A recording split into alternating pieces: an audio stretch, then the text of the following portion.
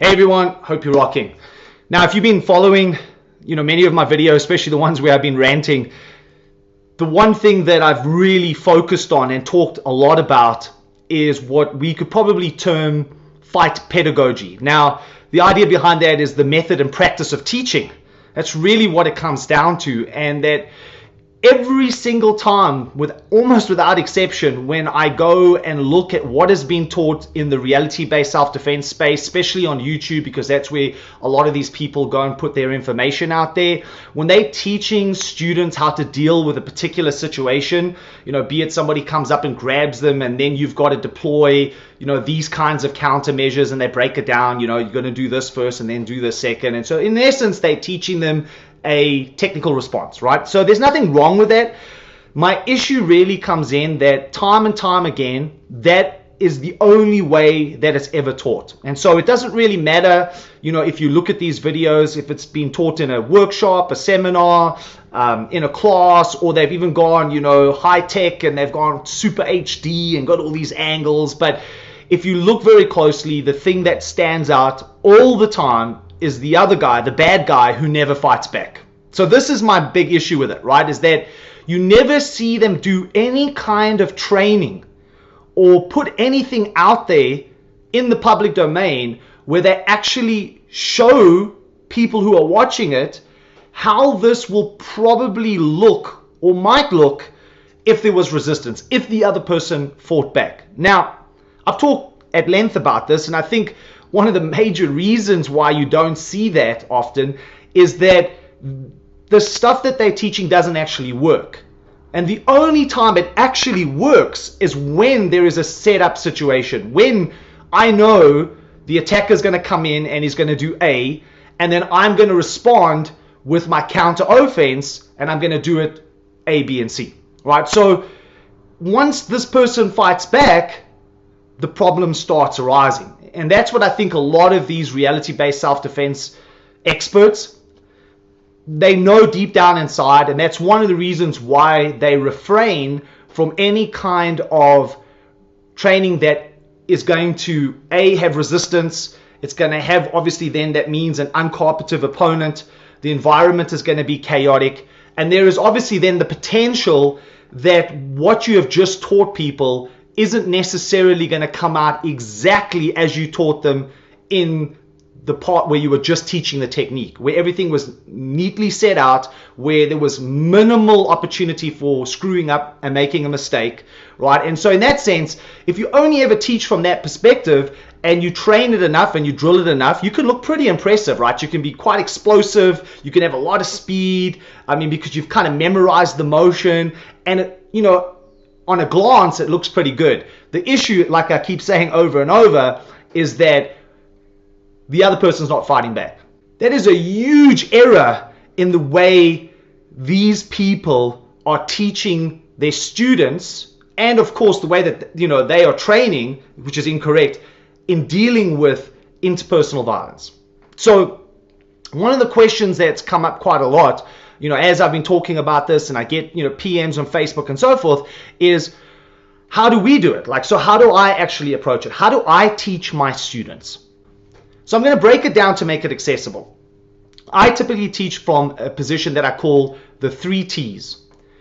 So the first T stands for technical. Now, that is what you typically see on all these YouTube videos, right? I understand the need when somebody comes in to train with me and they've never done the specific sequence of movements before. Potentially they've never trained in any kind of fighting discipline. They've never had to hit somebody, and so forth. They've never had to throw a punch. They've never had to move in a kind of a fighting way. They need to start somewhere. And so when you teach people like that, you're going to have to, like it or not, start from a position where you're actually teaching them the mechanics of the movement. And so this is what I call the technical phase of training. And as I've noted, however, this is where most people in the reality-based self-defense sphere, where they start teaching from and where they end. They don't go any further than that. They stay within the technical frame.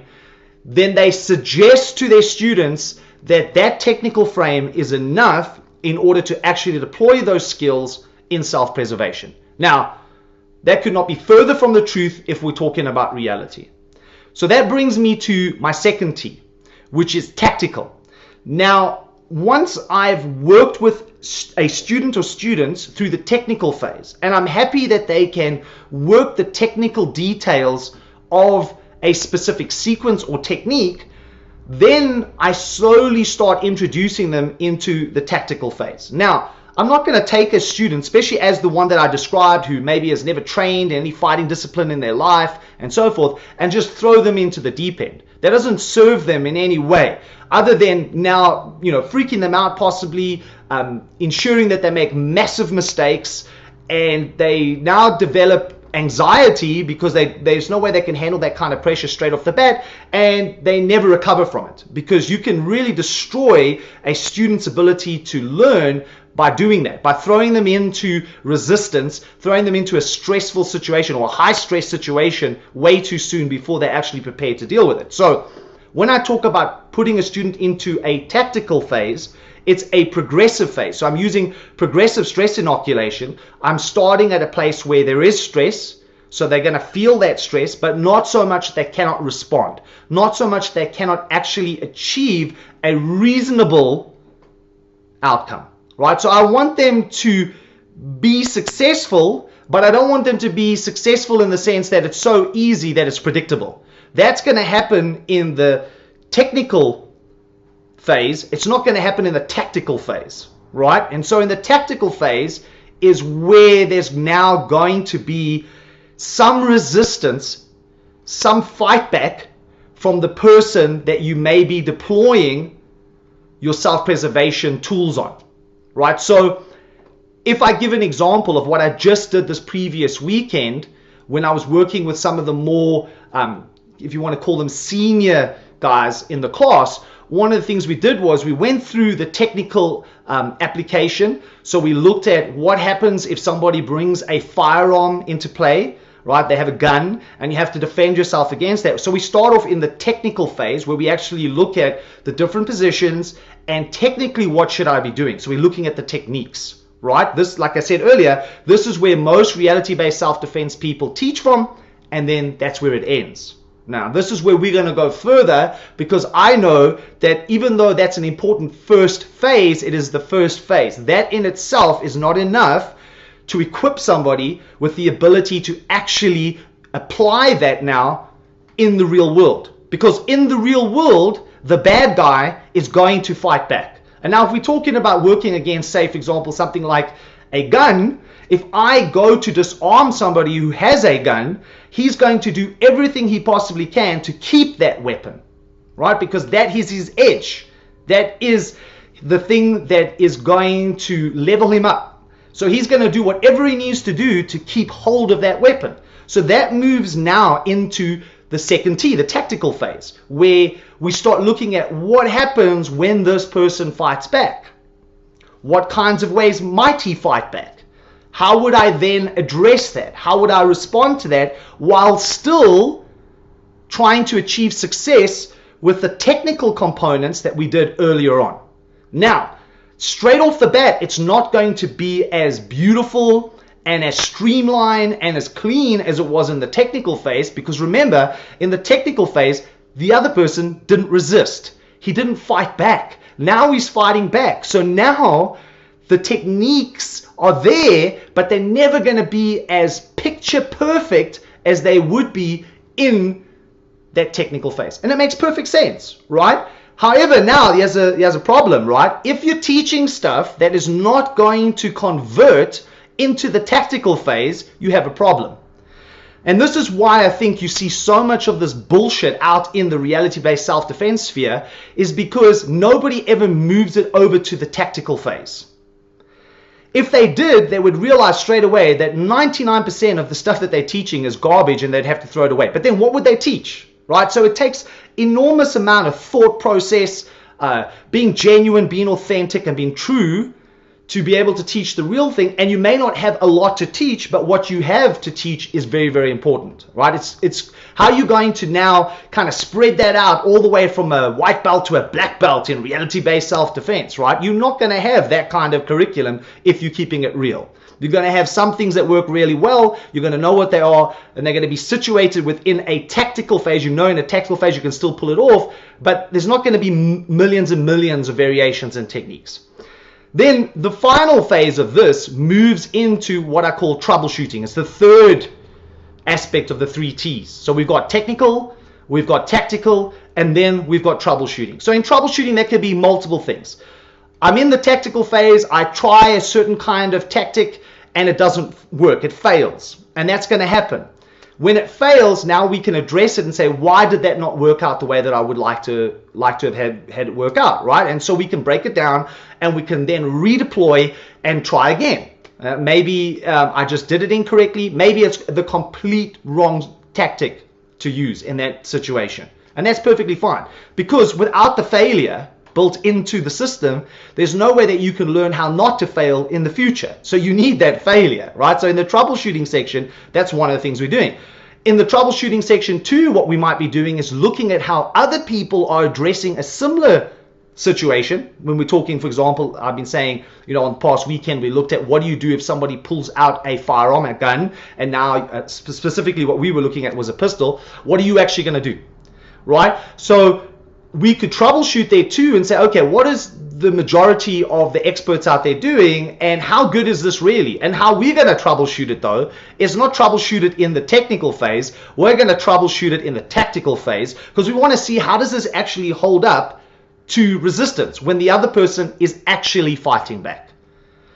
Very, very quickly, a lot of times what happens is what gets passed off as a genuine approach breaks down under resistance, under somebody actually fighting back. This is what we see time and time again, and so we have to shelve it and put it aside. So it's not like I'm arrogant in the sense that I don't think anybody else can teach us anything, because I'm looking at what everybody else is doing, but I want to test it. I want to see, okay, let me see if this is actually going to go down the way that these people keep reporting that it's going to. And a lot of times it doesn't. Now, typically what I find is that if what other people are teaching holds up under the reality of the fight, right, under resistance, so when we actually in that tactical phase and we deploy what they suggest should work, we're normally finding the same stuff. So that's kind of interesting to me. So then a lot of times when I meet people from other approaches and we talk about how we would approach a specific situation, 99.9% of the times we're in agreement. So that tells you something, right? So I think at the end of the day, this approach that we take in our fight pedagogy, where we talk about the 3 T's, right? Technical, tactical, and troubleshooting, and just the way that I briefly outlined it. Obviously, there's a lot more complexity or nuances to it. Is a really good way to really pressure test, but also be authentic about what you actually are doing within your own self-preservation training. And if you happen to be teaching, it'll keep it real. And that to me is super important, because at the end of the day, we're not playing games. What we're teaching is ultimately designed to save people's lives in the worst kind of situation, right? Where somebody is going to attack them and may want to take their life. So you have to take it very seriously, and you have to be authentic and real about it, as difficult as that is. And that requires you as a trainer, as a teacher, to put your ego aside and say, you know what, I'd rather be teaching a few things that work for the most part than be giving this huge, massive buffet of things because it makes me look good and I can continue to teach people stuff for, weeks in and weeks out, but I'm not being true to the reality, right? I'm not really putting my students in a position that if the shit goes down, they're actually going to be able to protect themselves.